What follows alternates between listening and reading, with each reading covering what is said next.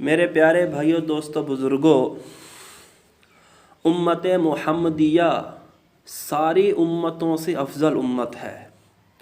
اللہ رب العزت نے اس امت کو اعتدال والی امت بنایا اور ساری امتوں میں افضل امت بنایا ہے۔ اس امت کی افضلیت، اس امت کا رتبہ کا ظہور کل میدان حشر میں اس طرح سے ہوگا کہ یہ امت تمام امتوں کے بارے میں گواہی دے گی، اور رسول اللہ صلی اللہ علیہ وسلم اپنی امت کے بارے میں گواہی دیں گے کہ ہاں یہ میری امت عادل ہے، سکہ ہے، اس کی گواہی معتبر ہے۔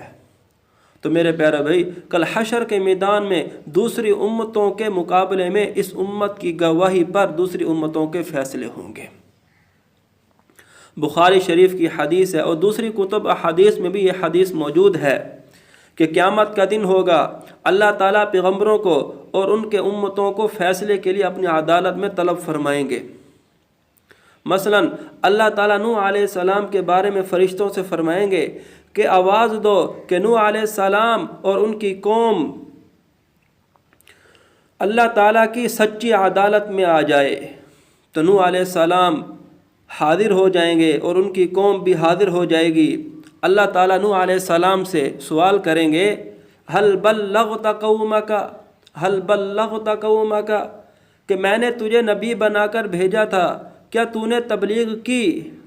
تو نوح علیہ السلام فرمائیں گے، یا اللہ آپ نے مجھے نبی بنا کر بھیجا، میں نے اپنی قوم کے پاس جا کے تبلیغ کی، تیرے احکامات بتلائے، ایک اللہ کے ہونے کی دعوت دی، لا الہ الا اللہ کی دعوت دی۔ تو وہ قوم کہے گی بھی ہمارے پاس کوئی نذیر، کوئی ڈرانے والا نہیں آیا، ہمارے پاس تو کوئی چیز لے کر نہیں آیا۔ تو اس پر اللہ تعالیٰ نوح علیہ السلام سے فرمائیں گے بھی آپ کی قوم تو انکار کر رہی ہے۔ اللہ تعالیٰ فرمائیں گے من یشہد لک، کہ بھئی اے نوح آپ کا گواہ کون بنے گا پھر جب وہ قوم انکار کر دے بھی ہمارے پاس تو کوئی بھی نہیں آئے گا۔ تو نوح علیہ السلام سے اللہ تعالیٰ فرمائیں گے من یشہد لک، اے نوح آپ کا گواہ کون ہے؟ تو یہاں پر میں ایک مسئلہ سمجھانا چاہتا ہوں۔ وہ مسئلہ یہ ہے کہ جو شخص جب کسی چیز کا دعویٰ کرے اس کے ذمے ہو جاتا ہے کہ وہ گواہ پیش کرے، اور اگر مدعی دعویٰ کرنے والا جب کسی چیز کا دعویٰ کرے وہ گواہ پیش نہ کر سکے تو مدعا علیہ کے ذمہ ہوتا ہے، پھر مدعا علیہ سے قسم لی جاتی ہے۔ یہ ضابطہ ہے شریعت کا، البینۃ علی المدعی والیمین علی المنکر، مدعی گواہ پیش کرے گا اور مدعا علیہ سے قسم لی جائے گی۔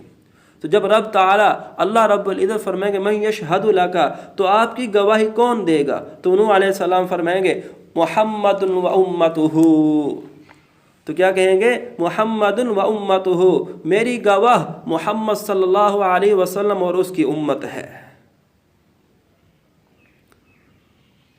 اور آپ صلی اللہ علیہ وسلم کی امت کو چنانچہ اللہ تعالیٰ کی عدالت میں پیش کیا جائے گا۔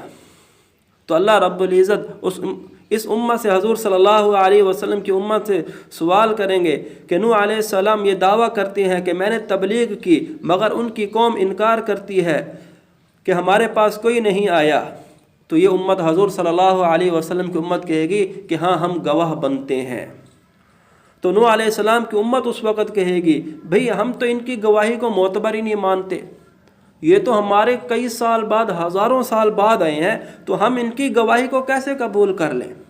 تو یہ حضور صلی اللہ علیہ وسلم کی امت کہے گی کہ اے اللہ تو سچا ہے، تیری کتاب بھی سچی ہے، تیرے رسول اللہ صلی اللہ علیہ وسلم بھی سچے ہیں، اور حضرت محمد صلی اللہ علیہ وسلم یقیناً سچے ہیں، تیری قرآن میں ہم نے یہ پڑھا ہے۔ کہ پھر قرآن پاک کی تلاوت کریں گے لقد ارسلنا نوحا الى قومه فقال یا قوم اعبدوا اللہ ما لکم من الہ غیرہ، تحقیق ہم نے نوح علیہ السلام کو ان کی قوم کی طرف بھیجا ہے۔ تو نوح علیہ السلام نے جا کر کہا یا قومی، اے میری قوم، اعبدوا اللہ، تم اللہ کی عبادت کرو، ما لکم من الہ غیرہ، اللہ کے علاوہ تمہارا کوئی معبود نہیں ہے، اللہ کے علاوہ تمہارا کوئی معبود نہیں ہے۔ تو یہ امت کہے گی یا اللہ یہ تیری کتاب سچی ہے۔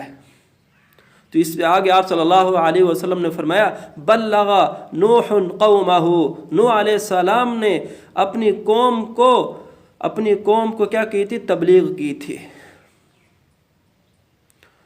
تو جس وقت یہ امت پیغمبروں کے حق میں گواہی دے گی نوح علیہ السلام کا، تو جس وقت یہ امت پیغمبروں کے بارے میں گواہی دے گی، یہ تمام پیغمبروں کے بارے میں گواہی دے گی۔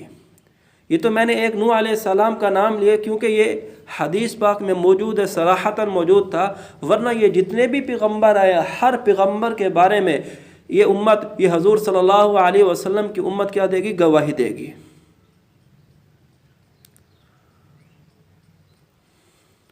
تو میرے پیارے بھائی دوستو بزرگوں، جب یہ امت گواہی دے گی تو آپ صلی اللہ علیہ وسلم اپنی امت کی صفائی میں گواہی دیں گے کہ میری امت نے جو گواہی دی ہے وہ صحیح ہے۔ تو آپ صلی اللہ علیہ وسلم اپنی امت کے حق میں صفائی کے گواہ ہوں گے، جس کا آیت کریمہ میں ذکر ہے، جو قرآن پاک کی آیت ہے۔ اللہ تعالیٰ فرماتے ہیں وَكَذَلِكَ جَعَلْنَاكُمْ أُمَّةً وَسَطًا، اور اسی طرح ہم نے بنایا تمہیں امت اعتدال والی، عدالت والی، انصاف والی۔ کیوں؟ لِتَكُونُوا شُهَدَاءَ عَلَى النَّاسِ، کہ تم لوگوں پر گواہ ہو جاؤ، کہ تم لوگوں پر گواہ ہو جاؤ۔ تو میرے پیارے بھائی، یہ امت کل قیامت والے دن حشر کے میدان میں حضرت آدم علیہ السلام سے لے کر حضرت عیسیٰ علیہ السلام تک تمام امتوں کے بارے میں یہ امت گواہی دے گی۔ وَيَكُونَ الرَّسُولُ عَلَيْكُمْ شَهِيدًا، اور اللہ تعالیٰ کا فرمان ہے، اور اللہ تعالیٰ کا پیغمبر اس امت کا گواہ بن جائے گا۔ رسول اللہ صلی اللہ علیہ وسلم اس امت کے گواہ بن جائیں گے۔ کیا کہیں گے؟ کہ میری امت ہے، میری امت نے گواہی دی ہے، وہ صحیح ہے۔ تو میرے پیارے بھائی، یہ بخاری شریف کی حدیث تھی جس کا میں نے خلاصہ بیان کیا ہے۔ اب خود دیکھیں کہ آپ حضرات کے سامنے یہ بیان کیا ہے، اس امت کا مرتبہ دیکھیں، اس امت کی افضلیت دیکھو کہ اس امت کو گواہی کے پہلے امتوں کی قسمت کے فیصلے ہوں گے۔ یہ امت گواہی دے گی، اس امت کی گواہی کے ذریعے سے دوسری امتوں کے کیا ہوں گے؟ فیصلے ہوں گے۔